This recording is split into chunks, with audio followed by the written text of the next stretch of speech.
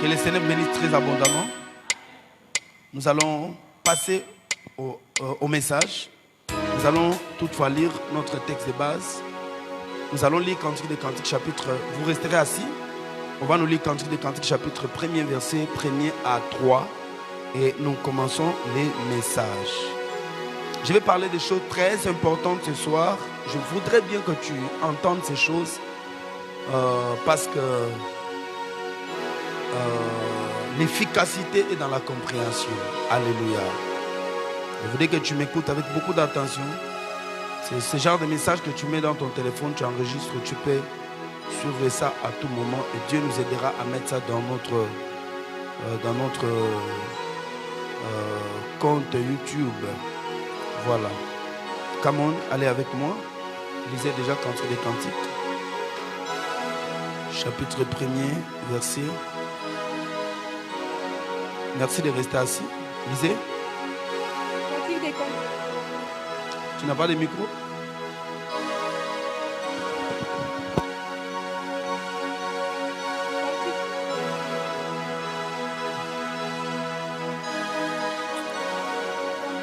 Come on, très rapidement. Cantique des Cantiques, chapitre 1, le verset 1 à 3. Cantique des Cantiques de Salomon. Qu'il me baise des baisers de sa bouche, car ton amour vaut mieux que les pains. Toi, tes parfums ont une odeur suave. Ton nom est un parfum qui se répand. C'est pourquoi les jeunes filles t'aiment. Amen. Amen. Tu dis Amen. Faut pas rêver. Hein? Alléluia. Cantique des Cantiques de Salomon, qu'il me baise des baisers de sa bouche. Ton nom a une odeur suave. Tes parfums ont une odeur suave. Et ton nom est un parfum qui se répand. C'est pourquoi les jeunes filles t'aiment. Amen. C'est pourquoi les jeunes filles t'aiment. Gloire à Dieu. Voilà, je parle ce soir. Je vous ai d'abord parlé sur la compréhension du nom. Je vous ai encore parlé comment bâtir un nom. Je vous dis que chaque partie de mon message, le contenu est tellement grand.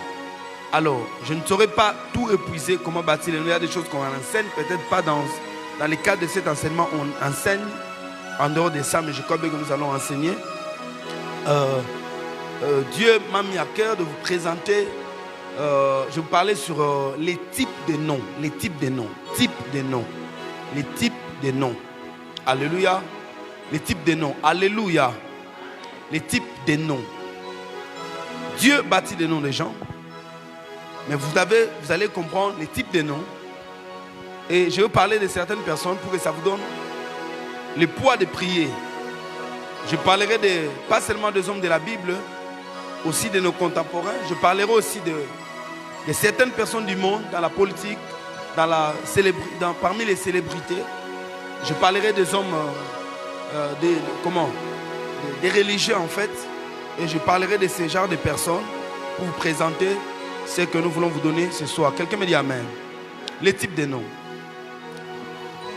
Les types de noms, c'est une catégorie. C'est-à-dire, je fais une classification selon les types de gens. Je fais une classification selon des noms, selon la catégorie de personnes dans l'air, comme je l'ai imaginé dans mon esprit ici, que Dieu m'a mis à cœur de faire comme ça. Premièrement, il y a des gens qu'on appelle des noms célèbres. Des noms célèbres. Des noms célèbres. Et parmi les noms célèbres, lorsque vous lisez la Bible nous parle d'un homme qui s'appelle Absalom. La Bible dit Absalom n'avait pas de fils. Quand il est mort, Absalom s'est érigé un monument. Je suis dans 1 Samuel chapitre 16. 2 Samuel plutôt chapitre 16. Absalom s'est érigé un monument qu'il a donné son nom. La Bible dit que ce monument existe jusqu'à ce jour. Absalom. Qui est Absalom? La Bible dit à son époque, il était le plus beau de tous, le plus beau de tous les fils d'Israël. Et personne ne l'égalait par rapport à sa beauté. Absalom, sa chevelure pesait 200 cycles qui équivalait au poids du roi. Lorsqu'on parle du poids du roi, le vrai sens de cette phrase est quoi? C'est que sa chevelure pesait, avait le même poids que le poids de la couronne du roi. Donc si vous pesez sa chevelure qui lui coupe après une année, on met ça à la balance, vous prenez la couronne du roi David, vous pesez, c'était au même au même titre. En fait, en quelque sorte, on veut dire ici que Absalom avait aussi la renommée telle que les rois. Donc à son époque, les rois régnaient, les rois avaient les trônes, mais Absalom avait la célébrité. Alléluia. Absalom avait la renommée. Donc en Israël, on connaissait son père David qui était le plus grand roi par rapport au coup. Parce que je vous ai dit ici que la couronne des rois de l'époque avait quand même les ornements. Et chaque ornement représentait la victoire que ces rois avaient remportée. Alors à l'époque, si dans la contrée il y avait un roi puissant, c'était le roi David. Parce que le roi David avait eu la chance ou la grâce d'assujettir tous les royaumes d'alentour. Le roi David avait, lorsque vous regardez la cartographie d'Israël au moment du roi Saoul, c'était petit, mais au moment du roi David, c'était encore plus grand. C'était étendu. C'est-à-dire, David a permis à Israël de conquérir même les territoires que Dieu leur avait promis, qu'ils devaient conquérir petit à petit. David était capable, il a chassé les ennemis, il a étendu l'espace. C'est comme aujourd'hui, on dit une partie de l'Est est envahie par les étrangers, et notre armée va, il les repousse. C'est-à-dire l'armée récupère toutes les limites de la RDC. C'est ce que David avait fait. Et David avait cette capacité.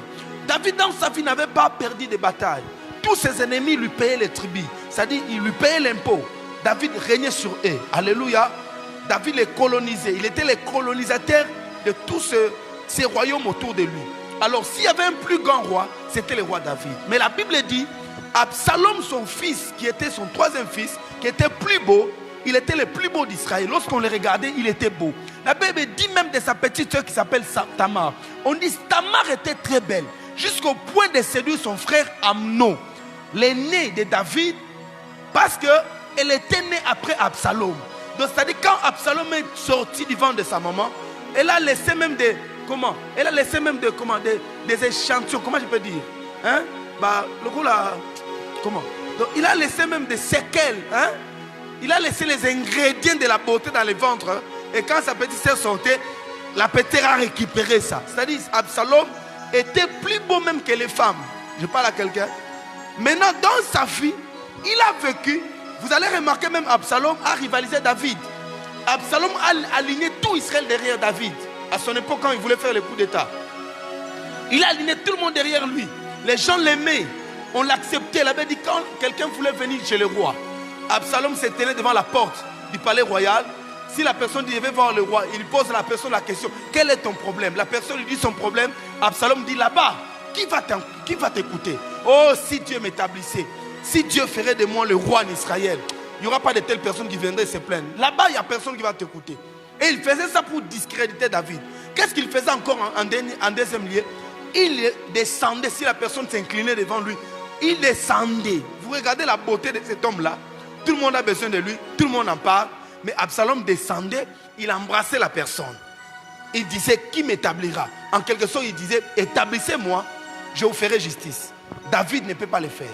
Et c'est comme ça qu'Absalom rivalisait avec son père. Jusqu'au point que tout Israël s'aligne derrière lui. Alléluia. Mais la Bible dit que quand Absalom est mort, Absalom a élevé un monument. Je suis dans 2 Samuel 16. Il élève un monument auquel il donna son nom. Parce qu'il n'avait pas de fils qui pouvait hériter sa beauté. Il s'est dessiné pour qu'on les regarde. Si c'était à l'époque, il allait prendre une grande photo. Alléluia. Mettre ça quelque part, qu'on sache qu'Absalom existe. Je parle à quelqu'un. Absalom ici, la différence avec David, c'est que, comme j'ai dit, Absalom était célèbre. Mais Absalom n'était pas grand. Je parle à quelqu'un. Pourquoi je vous dis, David était grand, mais Absalom était célèbre. C'est pour cela, des fois la grandeur se confond avec la célébrité. Mais la grandeur, quand on dit quelqu'un est grand, on regarde un homme grand pas par rapport à la célébrité. À quel point son nom touche les extrémités. Mais à quel point cet homme-là a bâti une œuvre. Toute grandeur est attachée à une œuvre. Les grands noms sont attachés à quelque chose. Alléluia. Il y a des gens qui sont célèbres par leur nom, mais qui n'ont pas certaines choses derrière eux. On les appelle des noms célèbres comme Absalom. Vous allez remarquer une caractéristique ici, vous remarquerez quoi, John? Quand Absalom est mort, il est parti, on l'a oublié. Alléluia. Et là où il est mort, en Israël, on n'aime pas la trahison. Si un homme trahit son père, on l'amène là-bas. On lui dit, même si quelqu'un veut faire allégeance avec son maître, tu veux faire un vœu pour servir quelqu'un. Par exemple, des gardes du corps, des protocoles, les gens à qui les hommes célèbres exposent leur vie, même les hommes politiques, on les amène devant, on prend un rabbin, amène cet homme-là devant ces ravins-là. Donc on appelle ça la falaise d'Absalom. On l'amène, on lui dit, si tu trahis ton maître, voilà comment tu finiras comme Absalom. Alléluia. C'est-à-dire en Israël, la trahison, c'est la mauvaise, la pire des choses qu'on ne peut pas faire. On l'a mené, on lui dit, voilà comment tu finiras sa vie. Comme Absalom a été mort dans cette falaise. Et c'est comme ça. Quand Absalom est mort, on l'a oublié. Alléluia. Mais David est mort, on ne l'a jamais oublié. On parle de David. De génération en génération, on parle de David. Mais Absalom, on ne parle pas de lui. Il n'y a même pas de traces sur son nom. Pourquoi? Il était célèbre, mais il n'était pas grand. Les célébrités ne règnent pas dans une époque donnée, à une période donnée. Un homme célèbre a peut-être un mandat de 10 ans. À l'époque ici, quand j'étais encore tout jeune, il y a un musicien qui était sorti aux États-Unis. Vous le connaissez? Cisco 6. Hein? Avec l'opération Dragon. Vous vous rappelez, non? Il y avait un musicien Cisco 6. Cisco 6 est sorti pour régner que pendant 6 mois. Sa célébrité n'a fait que 6 mois. Mais il a touché le coin du monde. Cisco 6. Alléluia. Il a régné pendant que 6 mois. Mais quel impact de son nom? Donc on l'a entendu partout pendant 6 mois seulement. Après il a disparu. Dernièrement, nous venons d'enterrer un monsieur qu'on appelait Didier Arafat. N'est-ce pas? Didier Arafat. Il est sorti comme ça, célèbre pendant quelques temps. Après quoi? Il disparaît. Et automatiquement on l'oublie. N'est-ce pas? N'est-ce pas? Des célébrités, pour remarquer ça, on les oublie très facilement. Ils sont célèbres. Je vais vous donner quelques exemples pour que vous puissiez avoir quand même une idée. Par exemple, un joueur comme Mbala Biscotte. Mbala Biscotte est un joueur bourré de talent ici dans cette nation. Mais Mbala Biscotte a régné pendant un temps. On a fait quoi? On l'a oublié.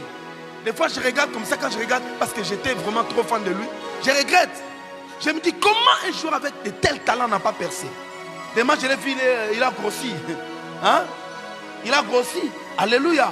Comment il n'a pas percé? On l'a oublié. Mais il a fait ce que les gens...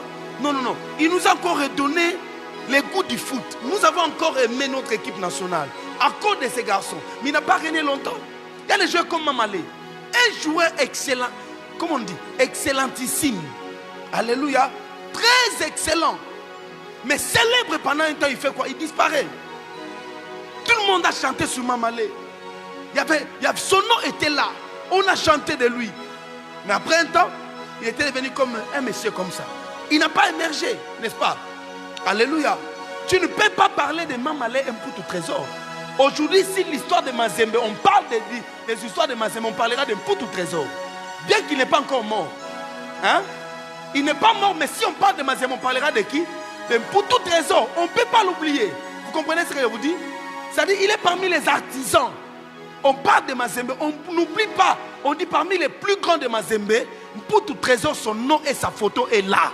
Tu comprends ça? C'est ça la grandeur. La grandeur est liée par rapport à ce que vous avez fait. Pas seulement la manière dont vous avez utilisé votre talent, mais qu'est-ce que vos talents ont laissé comme trace. C'est pourquoi je prie que tes talents, ta beauté, tes compétences ne passent pas comme ça. Qu'on ne dise pas qu'on avait un prédicateur intelligent ici, mais on n'entend plus parler de lui.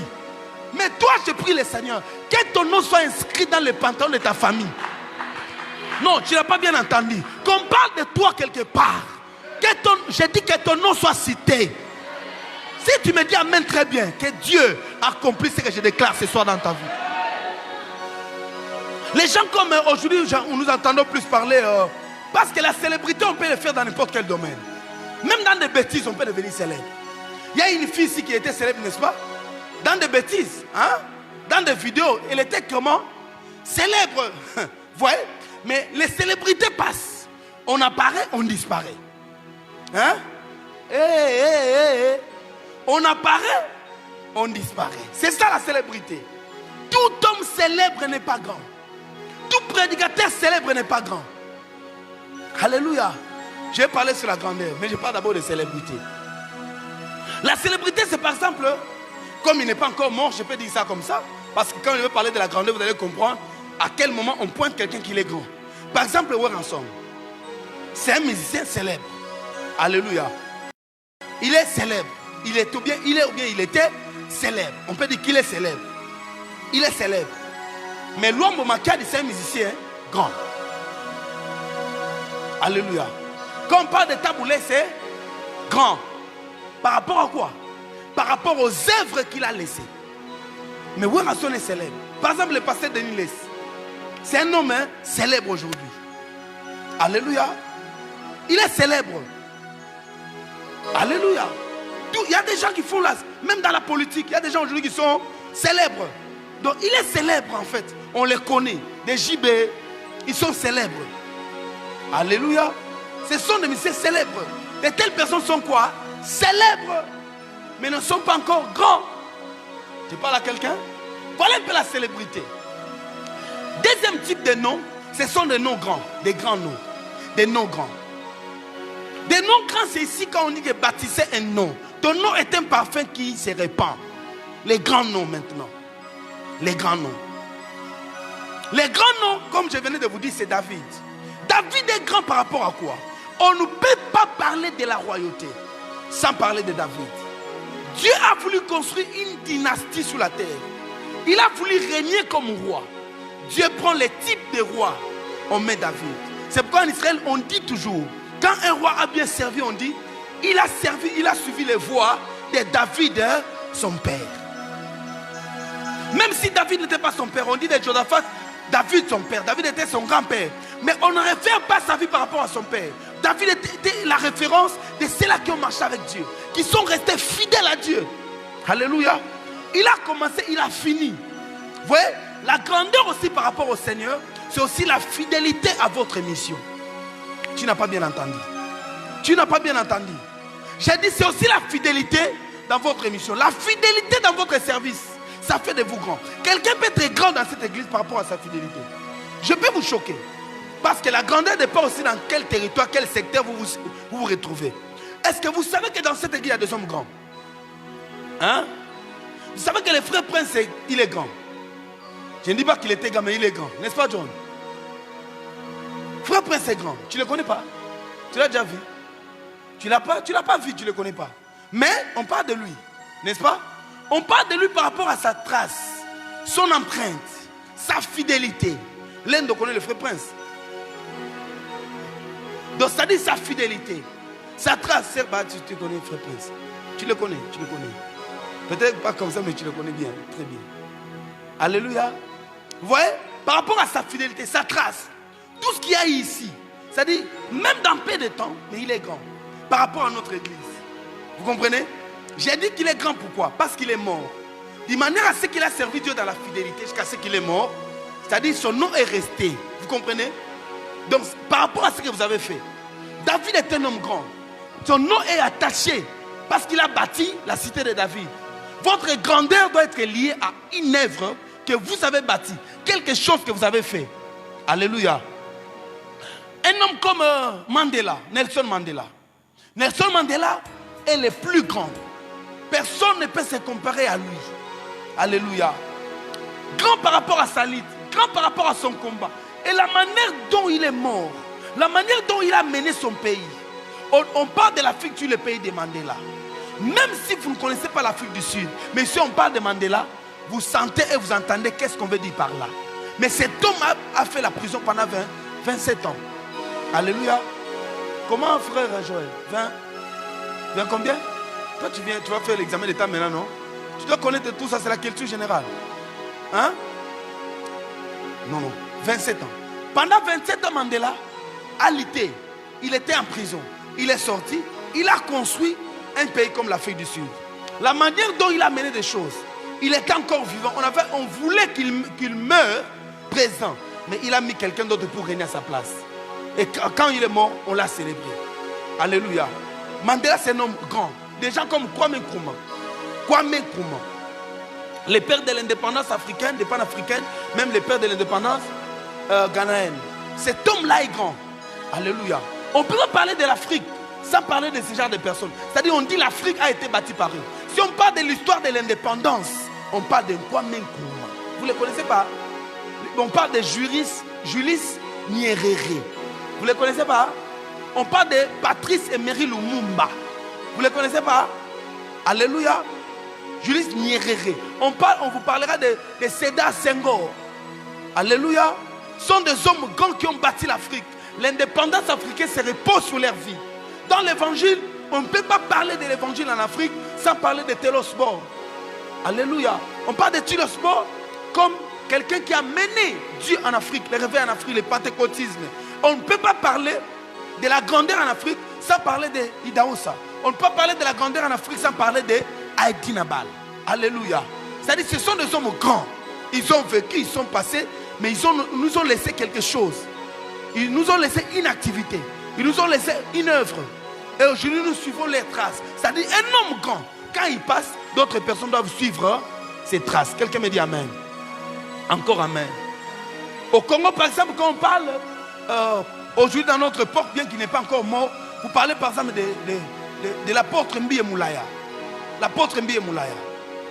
Dieu m'a fait grâce de parcourir un peu dans quelques provinces.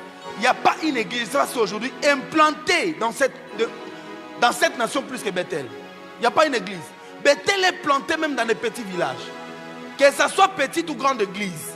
Aussi, là où c'est planté, Bethel est connu. Je parle à quelqu'un? Alléluia. C'est-à-dire, c'est ça l'apostolat. Il a bâti les églises. Il a implanté partout. Il a des fils et des filles partout. Et c'est ça la grandeur d'un homme. Il n'est pas encore mort, mais vous voyez que son œuvre est en train d'émerger. Il n'est pas en train de travailler, mais l'œuvre qu'il a bâtie est en train de croître. Alléluia.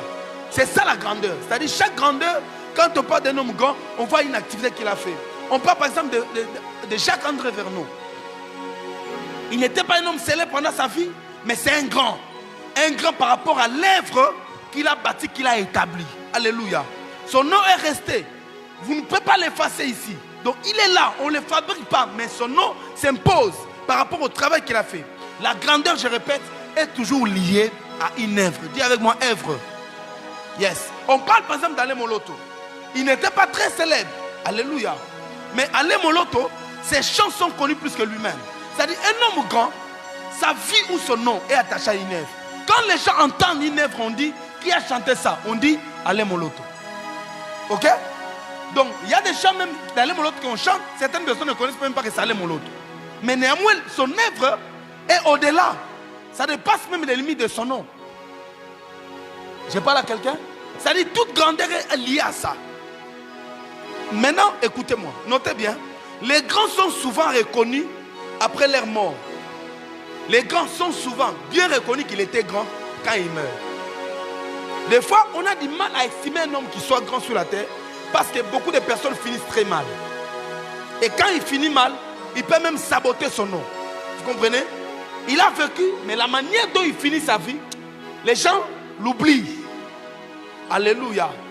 Maintenant, c'est pourquoi, plus c'est quand nous parlons des grands, vous allez remarquer que je parle plus des gens qui sont morts. C'est après leur mort qu'on dit qu'il était grand. Posez-vous la question maintenant. Après votre mort, qu'est-ce qu'on dira de vous? Ok? Qu'est-ce qu'on dira de vous après votre départ? Quand vous ne serez plus là, qu'est-ce qu'on parlera de vous? Qu'est-ce qu'on dira de votre vie? C'est pourquoi même les héros, les héros nationaux, nous les nommons ou bien les déclarons comme héros nationaux après leur mort. Donc pendant sa vie, Lumumba n'était pas grand. Mais la manière dont Lumumba est mort, tout le monde dit quoi? Lumumba est grand. C'est pourquoi j'ai pris pour toi. Tu ne mourras pas n'importe quelle mort. Alléluia. J'ai dit, tu ne mourras pas de n'importe quelle manière. Après ta mort, on dira, voilà ce qu'il avait fait. Qu'on parle aussi de toi. Alléluia. Qu'on parle de toi. Je répète, qu'on parle aussi de toi. Troisième type de nom, troisième type de nom, des noms oubliés. Des noms oubliés. Troisième type de nom, nous avons des noms oubliés. La Bible dit dans Exode chapitre 1er, verset 8. La Bible déclare, un nouveau roi commença à régner. Là, je suis dans la Bible français courant. Mais lui, second dit, un nouveau roi s'éleva. Il s'éleva en Égypte, un nouveau roi. Mais français courant dit, il s'éleva. Un nouveau roi commença à régner sur l'Égypte. Mais il ne savait rien de Joseph. Louis II dit, il ne connaissait pas Joseph. Je parle à quelqu'un. Français courant dit, il commença à régner en Égypte un nouveau roi, mais qui ne savait rien de Joseph. Lorsqu'on parle de savoir, c'est le verbe en hébreu, le verbe yada. Le verbe yada veut dire, donc ça dit, il ne connaissait pas. Il ne savait rien sur lui. Il ne reconnaissait pas. Ok? On ne lui avait pas parlé de Joseph. Vous voyez? Joseph est ce grand homme. Si nous parlons de Albert Einstein aujourd'hui, on peut parler de Joseph.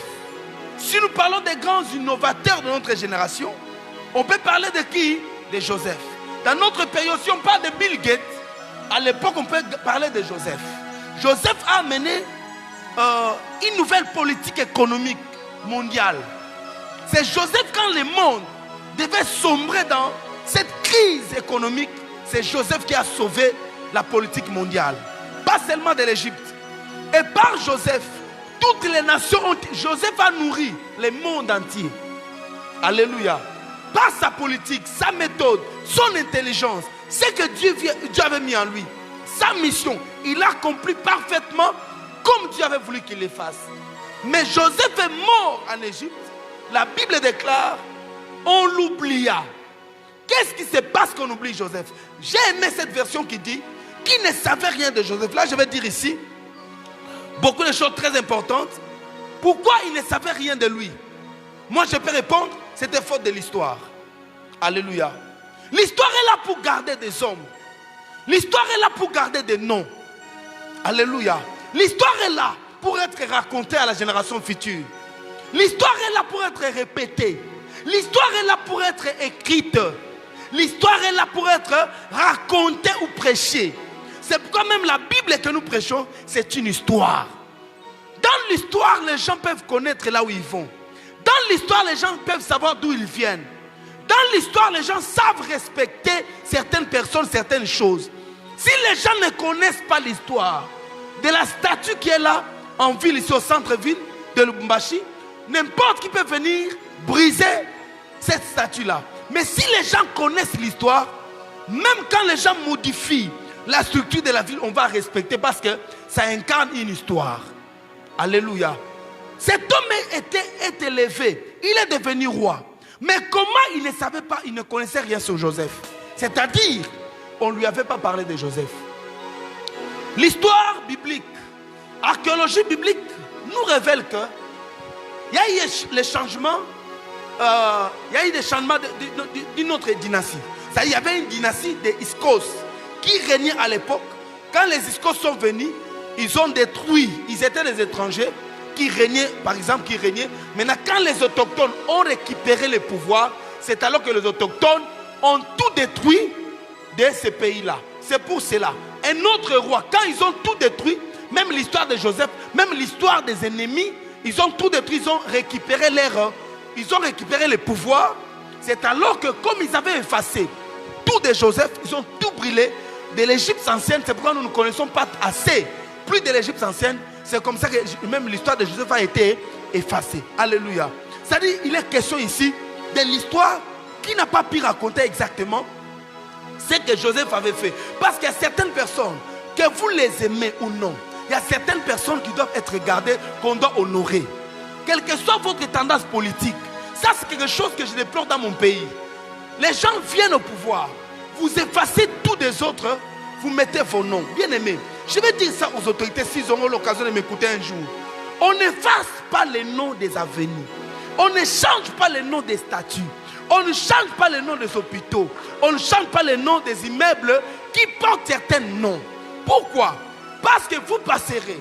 Aujourd'hui, tu peux nommer, je ne sais pas, ton avenue Tshisekedi Tshilombo. N'est-ce pas? Pour le flatter. Mais ça ne raconte pas l'histoire de Tshisekedi. Alléluia. Lubumbashi s'appelle Lubumbashi parce que Lubumbashi incarne une histoire. D'ailleurs, ça ne s'appelait pas Lubumbashi, ça s'appelait Elisabethville. Elisabethville et Elisabethville liées à une histoire qui avait donné ce nom-là. C'est pour cela, si on avait gardé Lubumbashi au nom d'Elisabethville, nous pourrions même parler du Belge qui était venu, qui a donné le nom à Lubumbashi. C'est pour cela. D'autres personnes ne savent pas, ne font pas les véritables combats spirituels. Parce que vous entrez quelque part où vous ne connaissez pas les noms. Lorsque vous ne connaissez pas l'histoire, vous ne saurez pas faire face aux ennemis. Vous ne pouvez pas combattre les esprits si vous ne les connaissez pas. Chaque nom incarne une histoire. Chaque nom a un esprit derrière. Et si vous effacez les noms, c'est-à-dire les démons qui sont derrière se cachent. Vous ne pouvez plus les découvrir. Pourquoi? Si les démons s'appellent Sarif, alors que toi tu viens, tu faire le nom de Sarif, tu appelles John. C'est-à-dire quand tu commenceras à chasser John, Sarif restera là parce que ce n'est pas lui que tu appelles. On ne peut pas changer le nom des avenirs. On ne peut pas changer le nom des boulevards. Je me rappelle, je suis né, j'ai trouvé un boulevard Richardson qui s'appelait 24 novembre. 24 novembre, c'était comme ça. C'est le jour où Mobutu est né. La même date que moi, parce que moi je suis né la même date que Mobutu. Alléluia. 24 novembre. Mobutu est né la même date. C'était 24 novembre. Nous avons grandi 24. Après un moment, on change. C'est devenu une autre avenue. Mais ce n'est pas ce nom-là. Si on voulait construire un autre boulevard qui devait porter le nom de la libération, il fallait qu'on donne ça au boulevard triomphal. Que ils ont construit. C'est ce qui devait porter le nom du boulevard de la libération. Le stade Camagnola, c'est appelé Camagnola. Vous ne pouvez pas changer, vous appelez stade des martyrs. C'est lui qui a construit. On sait, Camagnola, c'est quel démon? Oui, parce que Camagnola, si vous suivez les témoignages, c'est même le nom d'un démon qui est au fleuve Congo. On devait garder ça, parce que si vous combattez une chose, vous devez d'abord ne pas changer le nom physique. On change d'abord le nom spirituel. Parce que derrière chaque nom, quand on appelle ici José de Kassenga, José de Kassenga, on sait, peut-être c'est un papa, c'est un colonel qui était mort là-bas, qui a livré de sa vie. C'est pourquoi on appelle José de Kassenga. Une fois nous sommes en train de prier, ici, Dieu nous dit allez prier sur tel endroit. On demande à Dieu pourquoi tel endroit. Dieu nous dit parce qu'il y a quelqu'un qui était là comme sentinelle. Voilà des cérémonies que cet homme-là avait fait. Tel endroit, c'est pourquoi ça s'appelle tel nom. Vous comprenez ça? Nous ne sommes pas loin d'ici. Nous sommes allés prier. Il allait y avoir un grand accident quelque part ici. Mais à l'époque que nous avons prié, nous avons annulé cet accident. Et nous avons connu des combats depuis l'époque. Parce que nous avons annulé quelque chose. Nous avons déclaré, nous avons vu Dieu nous a dit, il y a telle personne, vous allez voir, il va mourir. Nous avons vu des morts, les gens qui sont morts. Parce que nous avons prié. Alléluia. Je demande aux autorités de ne pas changer le nom des choses. Laissez des choses en leur nom. Laissez des choses en leur nom. Construisez ce que vous avez construit. Appelez-les en vos noms. Alléluia. Ici à Al-Machi, il y a un stade qu'on appelle stade Joseph Kabila. N'est-ce pas? C'est ça. Ça porte le nom de Dieu parce que c'est Joseph qui a construit. Ou bien on a construit en sa mémoire. Donc, on ne peut pas changer. Et quelqu'un viendra ici, il va demander pourquoi le stade s'appelle Joseph Kabila? Vous allez dire quoi? Parce que nous avons eu un président. Il était jeune, il avait 29 ans. 29 ans, quand il est entré au pouvoir, il a régné pendant 18 ans. C'est lui, la première personne qui a fait la passation de pouvoir, la passation pacifique du pouvoir. C'est le premier président qu'on a eu changement. Que les deux présidents de notre pays se sont vus. Sans se battre, ils se sont échangés. Quand même, vous gardez une histoire. Même quand les gens viennent, ils vont reconnaître quelque chose. Alléluia. Pourquoi nous portons le nom de nos ancêtres? Pourquoi nous portons le nom des grands-pères? On ne donne pas le nom parce que quelqu'un est riche. On donne le nom parce qu'on veut garder cette personne en mémoire. Même s'il disparaît, on sera sûr qu'Israël Mas mourra. Mais moi, j'ai donné mon enfant le nom d'Israël Mas. C'est-à-dire, quand je regarde mon enfant là, je me rappelle de mon pasteur. Je me rappelle de mon père. Je me rappelle de tel. C'est pourquoi nous gardons les noms. C'est-à-dire, le nom n'est pas quelque chose à mépriser. Je conseille aux hommes politiques de ne pas changer le nom des avenirs. Laissez-les comme ça. Oh mon Dieu, j'ai des versets à vous donner. Quelqu'un va me dire que non, papa, vous parlez seulement, il n'y a pas de versets. Écoutez, je vais dire d'abord une chose avant de vous faire lire. Non, je lis d'abord. Genèse chapitre 35, verset 20. La Bible dit ceci. Genèse 35, verset 20. La Bible déclare, Jacob éleva un autel sur son sépulcre. Le sépulcre de qui? De Rachel. Il éleva un autel. Waouh. Il éleva un monument. J'aime les autels. Il éleva un monument sur son sépulcre. C'est le monument du sépulcre de Rachel qui existe encore aujourd'hui. Lorsqu'on dit aujourd'hui, ce n'est pas l'aujourd'hui. C'est à l'époque quand on écrivait la Bible, ok? Quand on écrivait cette portion du rouleau, c'est alors que l'écrivain voyait même les monuments. Quand il raconte l'histoire, il voit les monuments, il dit, voilà les monuments en question que Jacob avait élevé sur les sépulcres de sa femme Rachel, qui existe encore jusqu'à aujourd'hui. Alléluia. C'est-à-dire, l'histoire se conserve par quoi? Par les écrits. L'histoire se conserve par quoi? Par les monuments ou les hôtels. L'histoire se conserve par quoi? Ça se conserve en racontant. Alléluia. C'est comme ça qu'on peut conserver l'histoire. Je parle à quelqu'un? Donc ici, il y a l'impact que nous voyons dans les types de noms. Joseph a été oublié parce faute de quoi? On avait tout effacé. Mais Jacob ici a monumentalisé sa femme. On peut parler de tout. Vous allez remarquer que les sépulcres de Rachel, on parle toujours de ça. Alléluia. On parle des sépulcres de Rachel parce qu'il y avait un monument. Dans 1 Samuel 10, on parle de quoi encore? Sépulcre de Rachel. Lorsque vous venez même dans le Nouveau Testament, on parle de quoi? Sépulcre de Rachel qui se trouvait à Rama. Pourquoi? Parce qu'il y avait un monument. Mais si Jacob n'avait pas construit un monument, comment allait savoir le sépulcre de Rachel? On conserve l'histoire même par des tombeaux. L'histoire est importante et Dieu aime l'histoire. Je parle à quelqu'un? C'est pour cela dans votre vie, il faut avoir l'habitude d'écrire. Il y a des choses que tu peux oublier. Mais quand tu écris, ça se garde. Je parle à quelqu'un? Il faut écrire même ton histoire la plus honteuse. Écris quand même cette histoire-là. Ça sera un grand plaisir. Une fois, je suis en train de fouiller mes histoires. Mon père m'avait écrit, parce qu'il sait quand même que je ne connais pas trop, mais il m'avait écrit quand même ma famille. Il a décrit notre famille. Je garde encore ça. Quand il est mort, alors que j'ai fait les cahiers, il a acheté un cahier. Il m'avait envoyé ça. Mais il avait tout écrit. Depuis 2004, qu'il avait écrit tout de la famille. Il dit comme ça, papa, il me dit tout. Tout. D'où il vient, de quelle famille il sort, c'est mon père. Il m'écrit leur village natal parce qu'il sait que mes enfants ne sauront pas. Mais si je mets en écrit, ils sauront. Des fois, je lis, frère, ça peut se tenir, mais moi je connais pourquoi. Je garde ces cahiers-là que lui ne connaît pas. Alléluia. Alléluia. Il me donne même la date de ma naissance. Il me dit comment nous sommes nés. Donc, il a d'abord parlé de toute sa famille. Donc, l'arbre généalogique, il est descendu jusqu'à moi, jusqu'à notre famille. Il en parle. C'est-à-dire, c'est ma responsabilité, même quand je meurs. Mes enfants peuvent prendre et lire. Ils diront, notre père était le fils d'eux et d'eux. Voilà, et il descend jusqu'à moi. Mon fils aussi prend, il écrit aussi pour ses enfants. C'est comme ça que l'histoire se garde. Vous ne pouvez pas avoir un grand nom si vous ne gardez pas l'histoire. C'est ça le problème des chrétiens. Est-ce que vous savez que l'histoire de la Bible que nous lisons, c'est l'histoire d'un peuple? La Bible n'est pas d'abord spirituelle. La Bible, c'est d'abord l'histoire d'un peuple. Alléluia. Maintenant, écoute-moi. Si ce peuple n'avait pas écrit, si la Bible n'est pas chrétienne d'abord, c'est l'histoire d'un peuple. C'est l'histoire, je dis. Comme les Congos parlent de l'histoire de l'indépendance. Mais néanmoins, c'est d'un peuple qui a marché avec Dieu. Tout ce que je vous raconte, c'est une histoire. C'est ça le problème des chrétiens. Alléluia.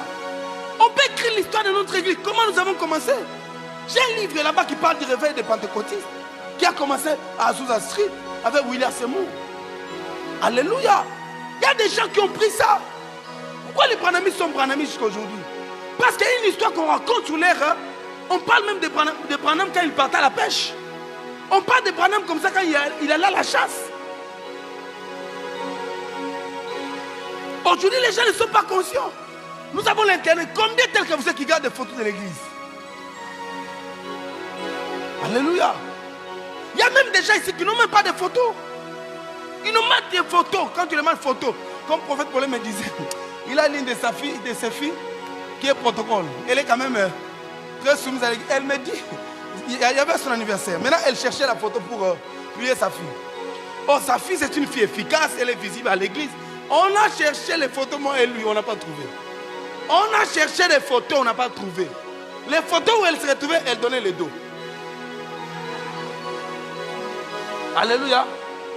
Je vous dis, frère, on a cherché, le prophète Paul il avait mal parce que c'est sa fille qui la sert, c'est sa fille, il voulait vraiment faire. Mais on a cherché même les photos de là où il n'y avait pas de photos. Rien, aucune photo. Elle-même, on va sur son profil. Il y a une photo là vieille, en Mwindou. Donc qui apparaît, ça, il y a des photos qu'on ne met pas. Des fois, on ne te met pas le jour de ton anniversaire parce que tu n'as pas de belles photos. Alléluia. Même des photos bien aimées, ce n'est pas charnel d'avoir de belles photos. Ce n'est pas charnel de prendre des photos avec sa femme et sa famille. Ce n'est pas charnel. Quand tu vas mourir, tu sais, on va chercher des photos de toi. Mimi, est-ce qu'on trouvera une photo? a des gens qui ont honte de prendre des photos. Alléluia. Alléluia. Chaque étape de ta vie, prends une photo. S'il ne faut pas chaque jour, le matin, tu prends. Nous avons des téléphones. Prends quand même une belle photo, Laetitia. Oui. Est-ce que tu as demandé des photos pour dire un jour, moi je suis la protocole de l'église? Tu as des photos? Il y a des gens, même quand on prend des belles photos ici, on les envoie, ils disent même pas merci. Ils n'ont pas d'importance sur ça. Mais frère, un jour vous aurez besoin de ça. Une photo peut ouvrir des portes. Moi, quand je raconte mon histoire ici, que je suis un grand missionnaire, je le suis. Parce que j'ai des preuves, moi. Quand je vous dis que j'ai acheté des parcelles pour les églises, j'en ai moi. Où j'ai travaillé, j'en ai des photos, j'ai des photos. Comme ça, tu me vois en train de prêcher. Tout jeune, je suis en train de prêcher. J'ai fait des tech kits, pas de vidéos, mais j'ai des photos. Alléluia. Alléluia. J'ai des photos. Qu'est-ce qui prouve que tu as vraiment épousé ta femme? Si vous n'avez pas de photos. Prenez des photos. Qu'est-ce qui prouve que cet enfant c'est ton enfant? S'il n'y a pas de photos. C'est comme ça qu'on peut conserver un grand nom. Ne sois pas un homme qu'on va oublier. Alléluia. Même à l'église, n'aie pas honte. Il y a des gens qui ont pris des photos à Mibombi.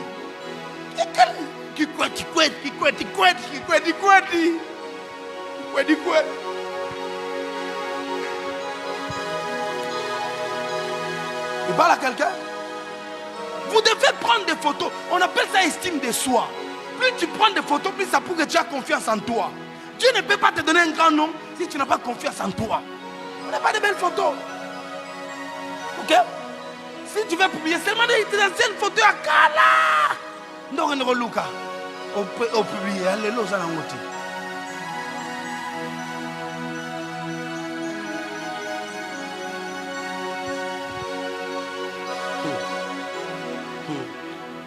C'est pourquoi j'ai dit même aux frères qui prennent des photos.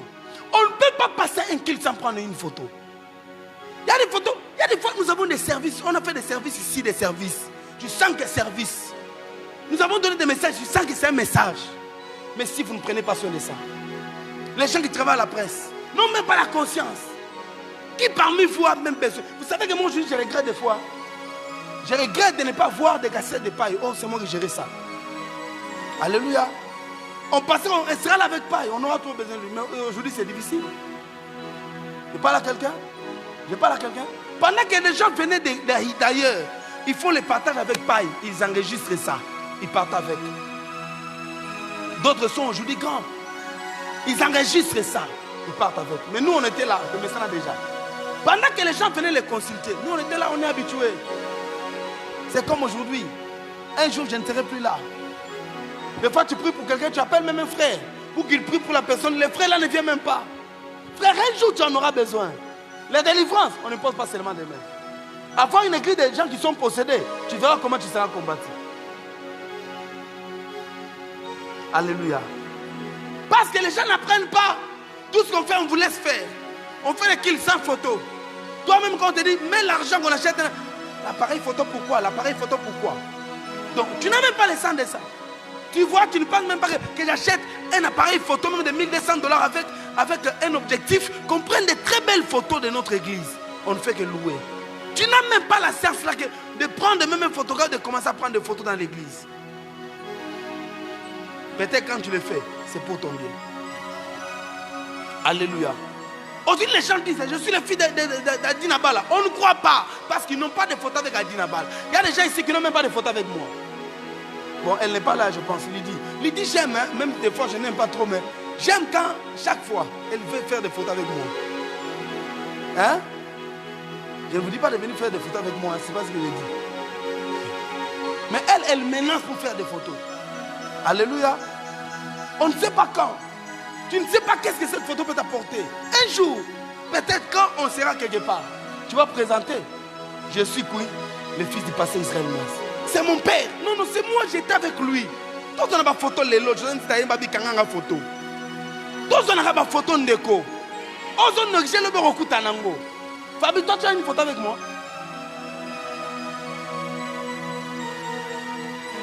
Parce qu'il y a des gens qui sont inconscients. Ils ne sont même pas conscients d'écrire leur histoire, leur propre histoire. Il y a Mimi, tu as une photo avec moi? Alléluia.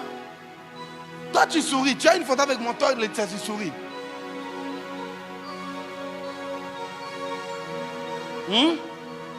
Un jour, on va se voir. On va t'oublier. Non, nous, on était dans cette église quand on était petits. Toi, tu sais, montre-nous des photos avec papa. Joseph, on t'a déjà oublié. Toi, tu dis quoi, John? Toi, tu étais là, tu n'étais pas là. On a envoyé dans Lazare. Peut-être Rejeto, c'est Rejeto qui est là-bas. Oh non, quand toi, tu étais petit, on va te dire, je ne te connais pas. Oumuka. On ne te connaît pas. Oh nous sommes des pionniers de cette église. On ne te connaît pas comme Joseph. Le nom comment? Oublié. Alléluia. Bien aimé, je vous dis des choses qui peuvent faire sourire. Mais j'ai dit des choses très importantes pour votre vie. Quand tu vas avoir un grand nom, il y a des choses qu'on écrit. Alléluia. Il faut garder l'histoire, John.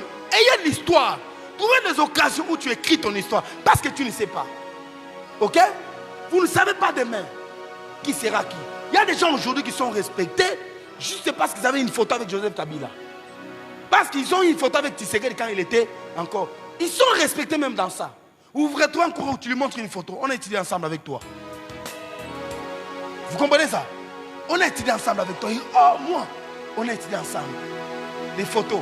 Je parle comme prophète. Hein? Parce que pendant que je parle, si je vois Papa Trésor, je vois une grande élévation sur sa vie. Mais ce que je dis les concerne aussi. Une forte élévation. Peut-être vous aurez besoin de lui. Je suis en train de le voir comme quelqu'un que Dieu m'a élevé. Dans les gens comme des gouverneurs. Dieu l'élève vraiment. Dans sa vie, il y a quelque chose comme ça. Je ne sais pas ce que je suis en train de dire, mais je vous dis seulement. Il y a des gens qui passent, il ne faut pas les négliger. Prenez des photos. Dis-moi même. Prenez des photos. Les noms oubliés. Que ton nom ne soit pas oublié. La Bible déclare dans Exode, chapitre 16, verset 30. La Bible dit, voici ce que l'Éternel a ordonné. Qu'un homère, c'est-à-dire, comme, comment on appelle ça? Comment, une boîte, hein? Comme une boîte. Qu'un homère rempli de manne soit conservé pour vos descendants, afin qu'ils voient le pain que je vous ai donné, que je vous ai fait manger dans le désert après vous avoir fait sortir l'Égypte. Dieu dit que vous garderez un sacomi, une mesure de la manne que vous allez placer dans les lieux très saints, dans les coffres de l'alliance. Et cette manne ne pourrira jamais. Dieu dit, quand vos fils et vos filles vous demanderont, vous leur diront que voilà la nourriture que nous avons mangée quand Dieu nous a fait sortir du désert. L'histoire se garde pour vos descendants aussi. Les hommes politiques gardaient les noms de certaines choses dans la vie. Même quand Kyung ne sera pas là qu'on sache, il y a eu dans cette ville un père qui s'appelait Kyung Wakumwanza. Il a traversé des générations depuis l'indépendance. Et nous l'avons eu même jusqu'à la 5e République. Alléluia. Qu'on vous dise que dans cette vie, il y a un homme qui a gouverné cette vie, qui a bien travaillé. Il s'appelait qui? Moïse Katoumi. Voilà son stade. Qu'on vous dise que Kaboula, c'est lui qui a mis des lampes sous la ville. Voilà comment la Lubumbashi est devenue illuminée. C'était lui Kaboula. On conserve quelque chose qui garde son nom pour qu'on parle aussi de lui. On vous dira qu'il n'avait pas de nom. On ne les connaissait pas sur la scène politique. Mais quand il est venu, on a trouvé un jeune, mais qui a fait émerger la vie de Lubumbashi. J'ai prié Dieu que parmi ces noms, que tu sois aussi cité. Alléluia. Oh, que je donne un dernier type de nom, je vais m'arrêter là. Que je vous donne ça. Quatrième type de nom. Quatrième type de nom, les noms maudits. Les noms maudits. Les noms maudits. Les noms maudits. Ah, Mungu wangu. La chancelle, il y a des noms maudits.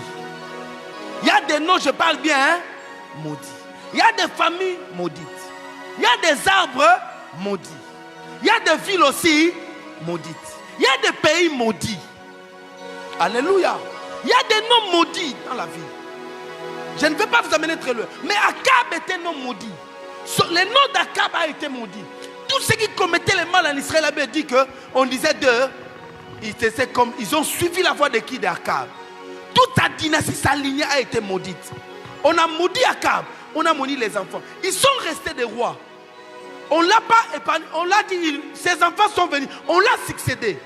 Mais quand vous succédez dans une lignée maudite, il y a des gens qui peuvent être célèbres, mais sous une malédiction.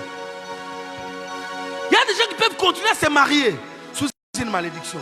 L'argent peut continuer à couler dans ta vie, mais sous une malédiction. La race d'Akab, ils étaient rois. Son fils qui l'a remplacé était roi à sa place, mais sur une lignée maudite. Pourquoi? Parce qu'ils ont tué Naboth. Dieu leur a dit, parce que vous avez tué Naboth, tout celui qui mourra de la famille d'Akab sera mangé par les chiens, comme vous avez fait pour Naboth. Et c'était la malédiction. On a tué un roi du Seigneur, mais parce qu'il était faible. Faites attention, vous qui tuez les hommes de Dieu. Faites attention, vous qui tuez les hommes d'onction parce qu'ils sont faibles. Vous qui les attrapez derrière à cause de leur faiblesse, faites attention. On peut être roi, mais on peut... Vous savez quand on avait arrêté l'évêque Mukuna, une fois j'ai prié, Dieu m'a mis en prière, j'ai prié. La nuit, Dieu me réveille. Le Seigneur m'a dit clairement, il m'a dit, priez pour cet homme. Si vous ne priez pas qu'il meure, moi je maudirai la présence de ce pays. Évêque Mukuna ici.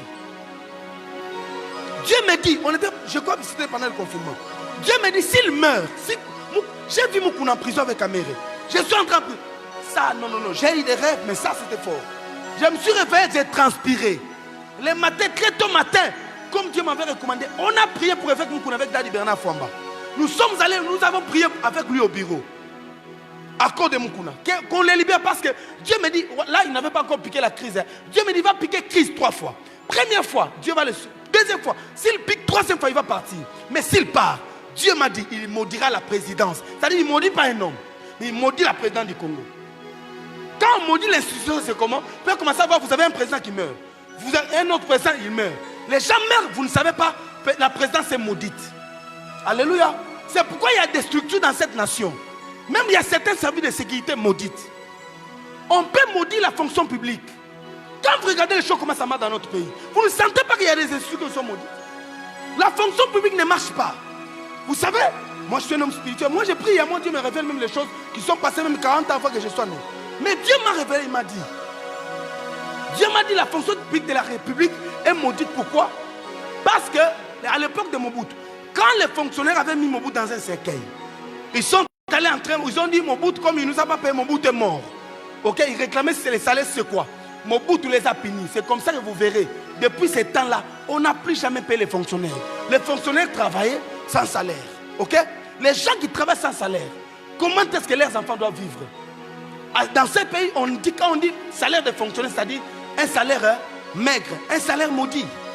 Les gens ont travaillé pour le Congo. Les gens ont travaillé dans l'administration, ils n'étaient pas payés. Les militaires ont livré des batailles, ils n'étaient pas payés. Ils sont devenus qui? Des voleurs. Aujourd'hui, si vous voulez que ça s'arrange, le président est en train de débattre. Mais il y a des prières qu'on fait, bien aimé. Il y a des sacerdoces qu'on fait. Pas par fantaisie. Comment on peut résoudre tel problème? Oh mon Dieu, qu'est-ce que ça donne ça ici? Qui va m'écouter ici? Alléluia. Comment on résout tel problème? Vous pouvez prendre, vous organisez un montant, même un budget. Vous faites la subvention aux églises. Là où se trouvent les pauvres. Vous prenez une autre somme. Vous aidez vous appelez les fonctionnaires. Vous leur demandez pardon en public. Vous demandez la miséricorde du Dieu. Dieu vivant, les dieux du ciel. Vous demandez la miséricorde. Les fonctionnaires, vous demandez aux fonctionnaires de bénir l'institution fonction publique. Ça va s'arranger. C'est comme ça, on essaye, on se bat. Nous, on pense que les présidents n'arrivent pas, bien aimés. Ce sont des entités spirituelles qui sont sous la nation, qui sont sous cette institution, à cause des erreurs politiques. C'est comme ça, faites attention dans votre vie avec des erreurs spirituelles. Une erreur spirituelle peut détruire toute ta vie. On peut pécher, mais une erreur spirituelle est plus grande qu'un péché. Une erreur spirituelle peut attraper, peut secouer des familles, peut briser des choses. Alléluia. Akab était sur une chaise injectable et une chaise maudite. Il y a encore une autre personne, c'est la montagne de Gilboa. Dis avec moi Gilboa. Je vais entendre ça, Daniel, Gilboa. Gilboa, dis avec moi Gilboa.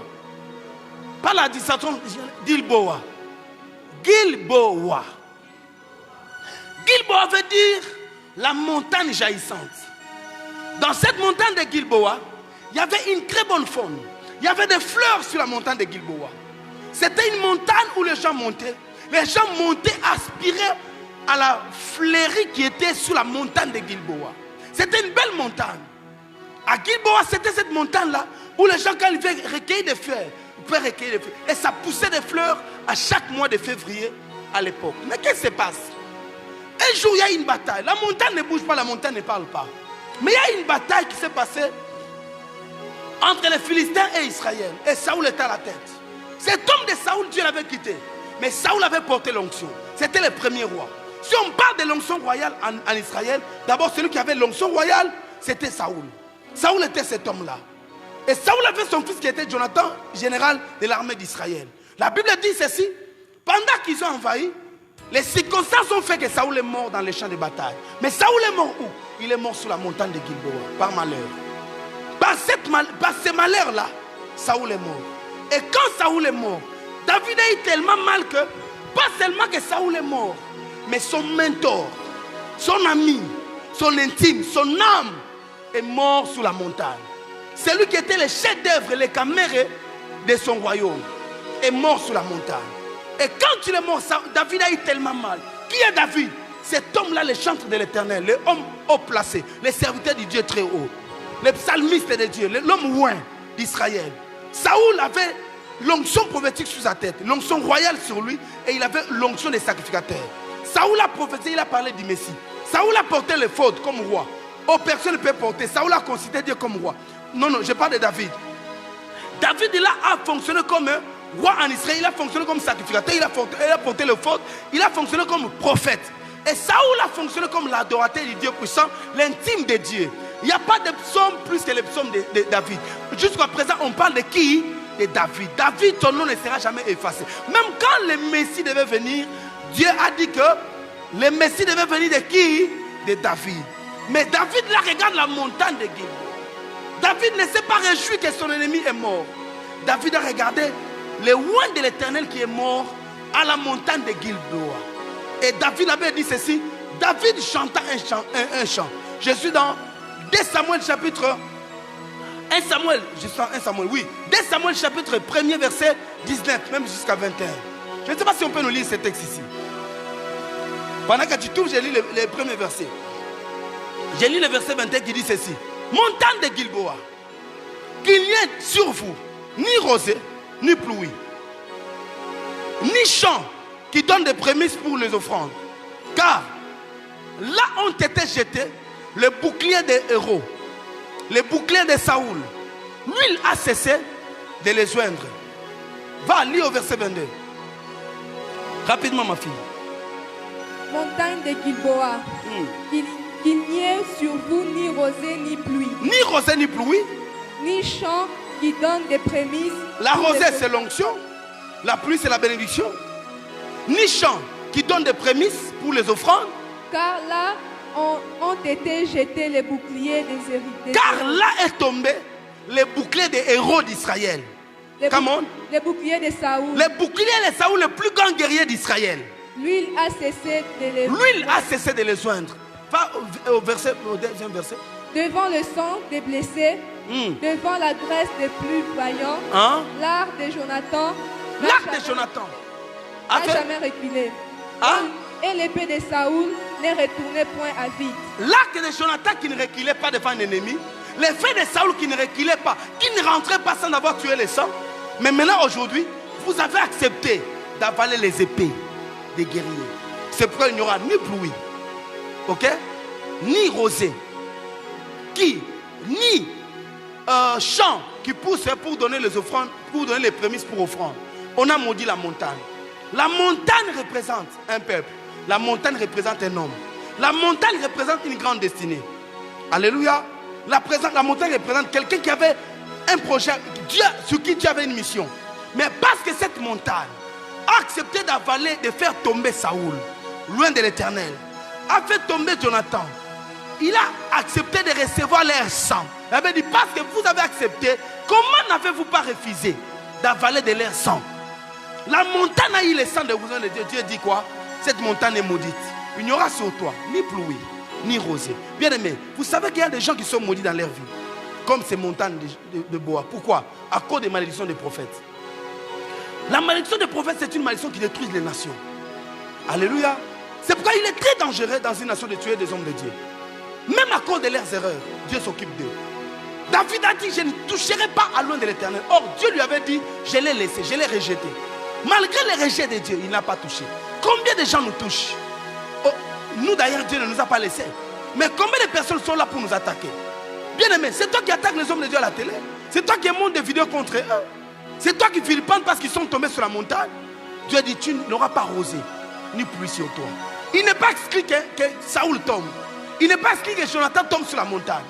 Mais il est misérable de recevoir de leur sang. Il est misérable de ravaler de leur épée. Alléluia. Lui, il a cessé de le rejoindre, bien sûr. Mais ce n'est pas à toi de porter. Église, si vous voulez marcher avec Dieu, dans votre marche avec le Seigneur, ne portez jamais la main sur un oint de Dieu. Il y a plusieurs serviteurs qui sont comme la montagne de Gilboa. Pourquoi? À cause de cette proximité. Quand Saoul monte sur toi, tu vas avaler son sang. Beaucoup de gens ont attaqué les hommes de Dieu. Je vous donnerai ces conseils, même dans votre famille. Ne faites pas cette erreur. Laissez-les entre les mains du Seigneur. Laissez Dieu s'occuper d'eux. Alléluia. Nation congolaise, laissez Dieu s'occuper de leurs serviteurs. Vous ne savez pas où est-ce qu'on peut mettre nos vies. Des fois, quand Dieu veut maudire une famille, il demande à son serviteur d'enlever les habits. Et pendant que son serviteur passe, toi tu regardes la réalité, tu l'insultes. C'est alors que tu es maudit. Le Seigneur a demandé à Osée, il a demandé à Esaïe d'enlever ses habits, un homme grand comme ça, qui devait marcher dans toute la ville. Ni. Alléluia. Dieu dit c'est comme ça parce que je vais les maudire. Alors je les maudis par toi. Lorsque Dieu veut maudire Cham, il met en scène.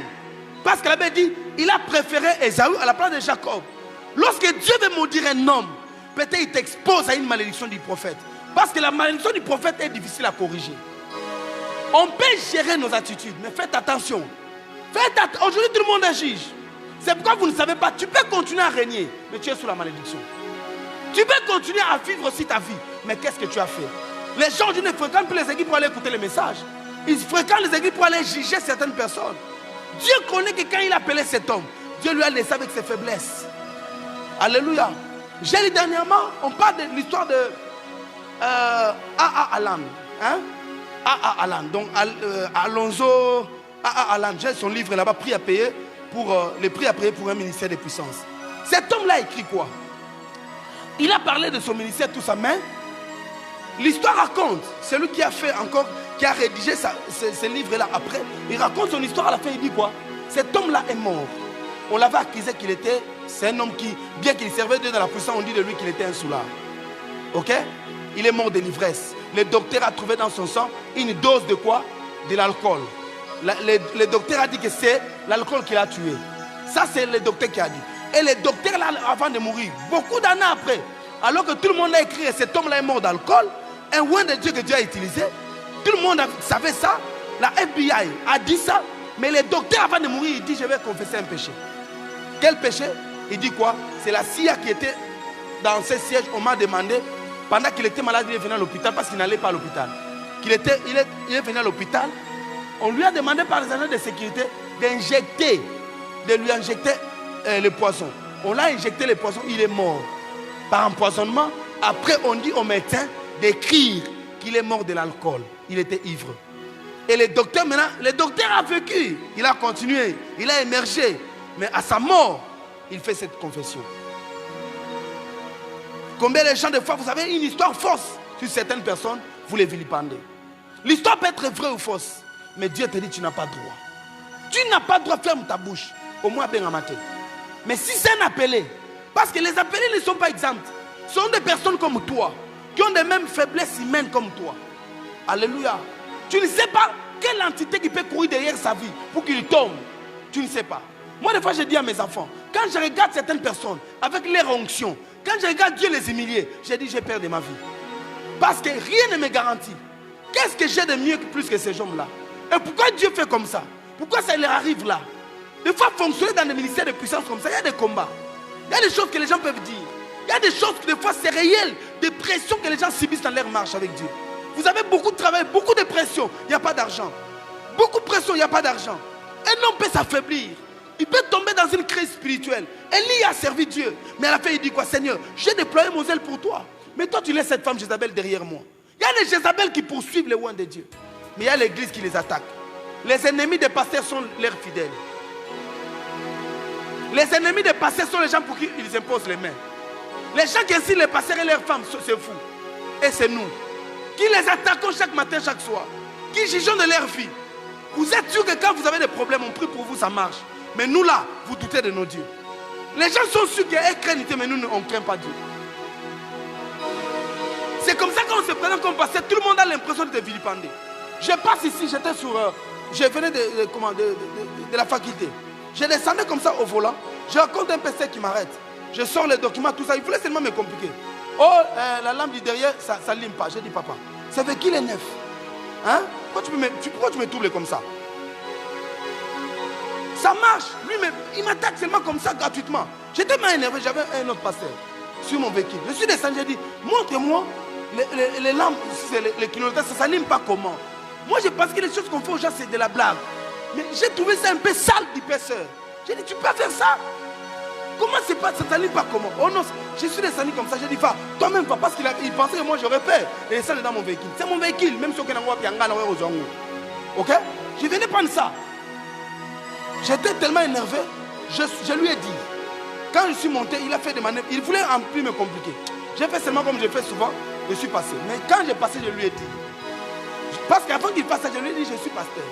Oh non, va pasteur, bon, va pasteur. Nabi, papa, bien sûr, hein, tu dis ça, mais je ne t'ai rien fait. Si j'avais fait quelque chose contre toi, merci. Mais si je n'ai rien fait, demain, je ne vais pas te trouver ici. Je lui ai dit, je ne te trouve pas ici. Nabi, tu verras qu'il avait son ami là-bas, un autre PC. Je lui ai dit, toi, je te garde pour que tu sois témoin. Et c'est ce que j'ai fait. Vous voyez, Express là-bas, il y a les balcons là, hein, sur Express. C'est là. Hier, quand je suis venu, je ne l'ai pas trouvé. Je me suis arrêté, j'ai demandé à l'eau, il est où? Il est malade. Et je ne le trouve plus jusqu'aujourd'hui. Et j'ai des gens, je vous dis de moi, si je suis en colère, je peux s'arracher ta vie. Si je suis en colère, je peux te faire du mal. Il y a des gens qui peuvent te faire beaucoup de mal. C'est pourquoi vous devez jouir de notre amour. Ne trahis pas quelqu'un, même vous mes filles. Vous êtes quelque part. Tu vois un pasteur, même si tu sais que ce pasteur va s'amouissailler, lui il n'est plus sur sa tête, honore-le. Ce n'est pas ton problème, il n'est pas ton pasteur. Alléluia. Si tu n'es pas d'accord, va-t'en. Mais ne sois pas avec lui en train de le déranger. Ok? Tu peux laisser. Tu peux répandre l'huile qui était sur ta vie. Tu peux arrêter ta destinée. Je parle à quelqu'un. C'est que Dieu nous demande. Je ne dis pas que votre pasteur doit être intouchable, non. Mais si ton pasteur commet quelque chose de mauvais, va le voir, c'est ce que la Bible nous dit. Parle avec lui. Alléluia. Parle avec lui. Peut-être cette honte que tu l'auras l'infliger, de savoir qu'il a commis un péché, Dieu va l'amener à la repentance. Alléluia. Parce que ce que Dieu vit, c'est la repentance.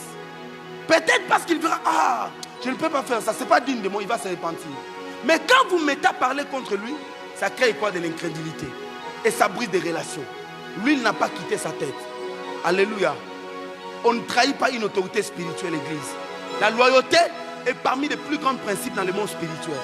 Les règles spirituelles que tu peux connaître, c'est le règle de la commet une déloyauté. La déloyauté paye cash. Dieu n'aime pas des rebelles parce que ça lui rappelle Satan. Alléluia. Il a pardonné à tout le monde sauf à un rebelle.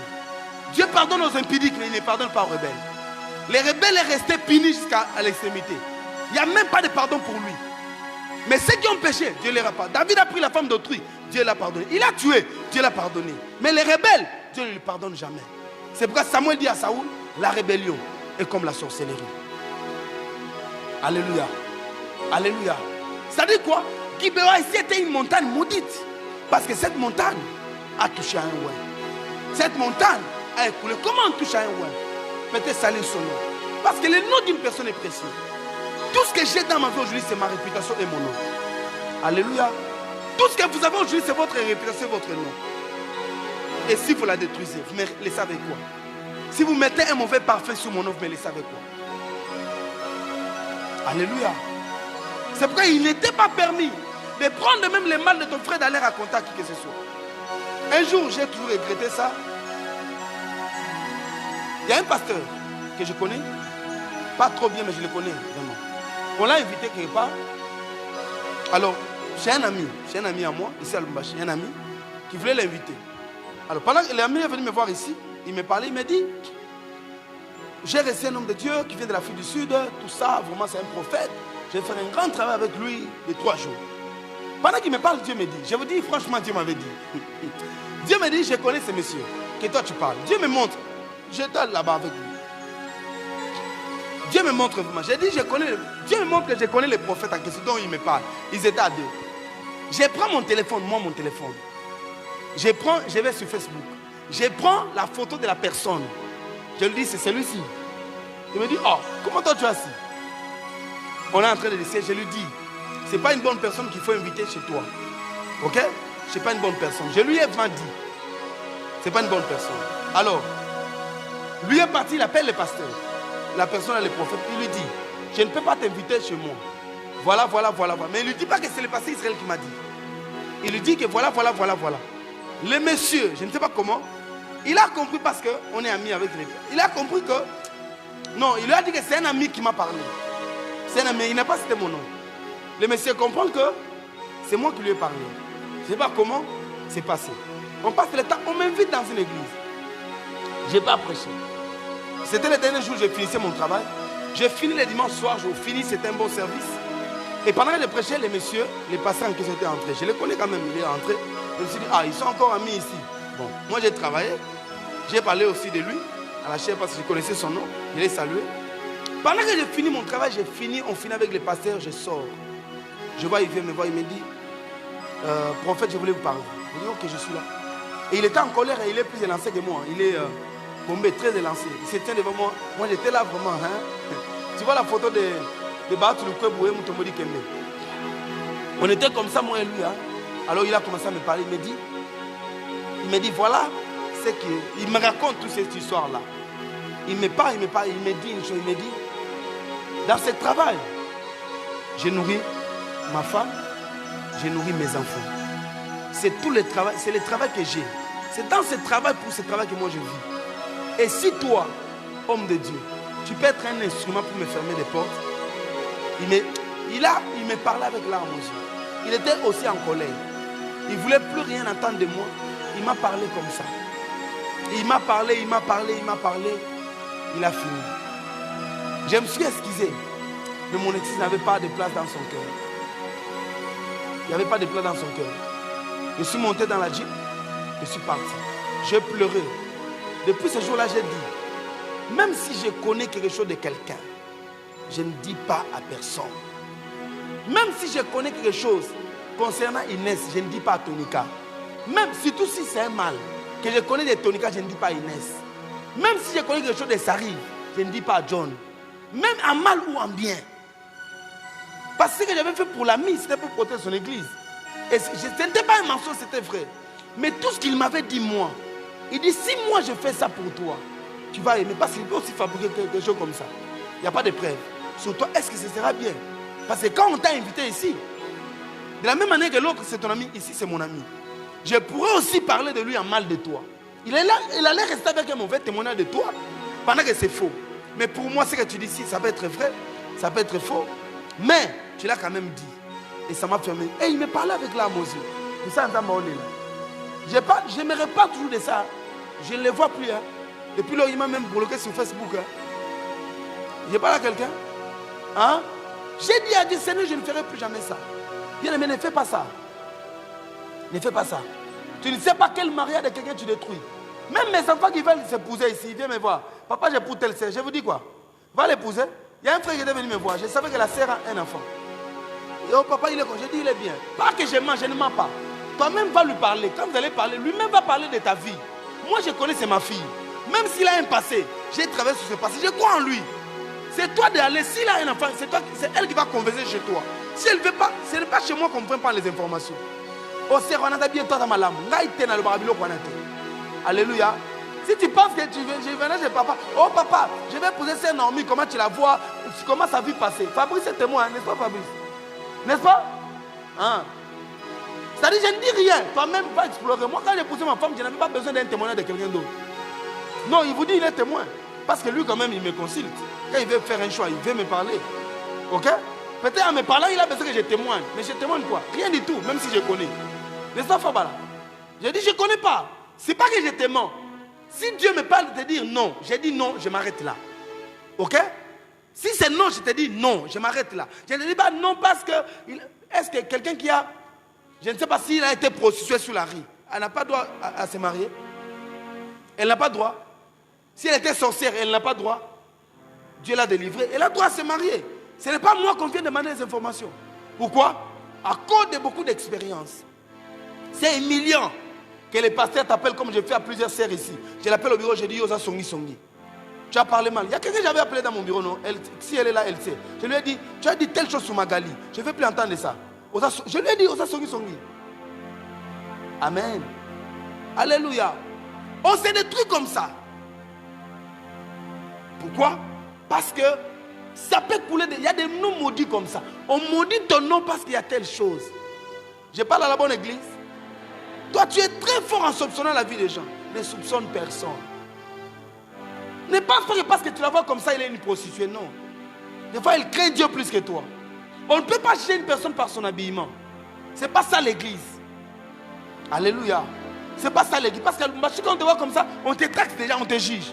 On te colle une étiquette. On parle même de toi. Il y a beaucoup de filles qui ont des histoires bloquées dans leur vie à cause de ces choses. Ça bloque, ça maudit les noms.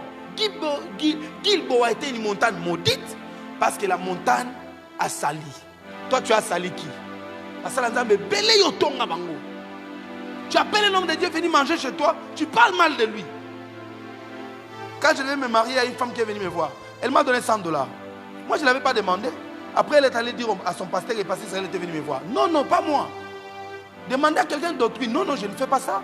Je ne l'avais pas demandé. Elle avait un problème, j'ai prié pour elle. Elle m'a dit, papa, moi je vais contribuer. Comme maman lui dit, avait pris un engagement pour m'aider. Elle aussi, elle a pris là. Elle a donné $100. Elle va dire à son pasteur, moi je l'avais demandé. Je n'avais rien dit. Mais Dieu seul sait ce qu'il avait fait après. Des fois, les gens ne savent pas. Aujourd'hui, quand je l'avais papa, qui parle, qui peut donner. Hein? Si tu donnes l'argent à quelqu'un, tu vas encore les salir. Alléluia. Voilà ce qu'il fait. Toi, tu salis les gens comme ça. On a peur de toi. Je ne te dis pas, mais j'ai peur de toi. Je ne peux pas venir chez la... Oh papa, moi je ne m'occupe pas de moi. Moi, j'ai dit, pas non. Quand j'ai commencé, elle s'est foncée quand j'ai commencé l'église. Oh papa, je pense que j'ai des tôles. Je me calmais, j'ai dit, ah pas non. Je ne vais pas. Il y a des gens, leur offrande, ne t'occupe même pas de leur offrande parce qu'ils te donnent. Après, il va te salir. Il m'avait fait ceci, il m'avait demandé. Il y a des gens, tu l'appelles seulement chéri par amour parce que il m'avait dragué. Des gens sont beaucoup ici à l'église comme ça. Il montre à quelqu'un, tu vois, on ne t'a pas dragué. J'ai lu quelque chose de frère Saïd, il a dit quoi? La gentillesse, quand quelqu'un est gentil, c'est pas qu'il te drague. Alléluia. Alléluia. C'est-à-dire ça, quand vous faites ça, vous détruisez, vous maudissez votre nom. Vous êtes encore très jeune, ne maudissez pas votre vie. Dis-moi amen. Ne faites pas du mal à quelqu'un. Confessez, oui, mais pas dans le motif de détruire quelqu'un. Faites-le de bon cœur. Ne détruisez, ne salissez personne. Subissez les coups. Nous aussi on subit des coups, non? Hein? Je me vois souvent, j'écris libre de toute offense. Vous savez pourquoi j'écris libre de toute offense, Fabrice? Tu lis ça, non? J'écris libre de toute offense. Tu sais pourquoi j'écris libre de toute offense, Maman Tonika? Parce que même quand vous m'offensez, ça ne me fait plus mal. Je ne maudis personne, je ne fais du mal à personne. Mais je suis libre de tout ce que... Toutes les insultes que tu peux mettre sur ma tête. Je fais quoi? Na meli ango. On y attire la Saint-Nini. Quand je pars, tu parles mal de moi la Saint-Nini. Et quand je vais passer comme ça, je te salis même. Hein? Je te salis même, je te salis. Comment vous allez? Bonjour pasteur. Je dis yo! Otonga kangai. Alléluia. Que le Seigneur vous garde, que le Seigneur vous bénisse. Que Dieu vous fasse grâce, que votre nom soit vraiment lavé de tout mal. Que votre nom soit dessuyé. Que Dieu sanctifie votre nom par le sang de Jésus. Je prie le Seigneur que tout le mal que vous avez fait, sincèrement, si vous avez écouté mon cœur, que la repentance dans votre cœur, que Dieu vous pardonne. Et que Dieu fasse en sorte que cette malédiction quitte votre nom et que votre nom soit lavé.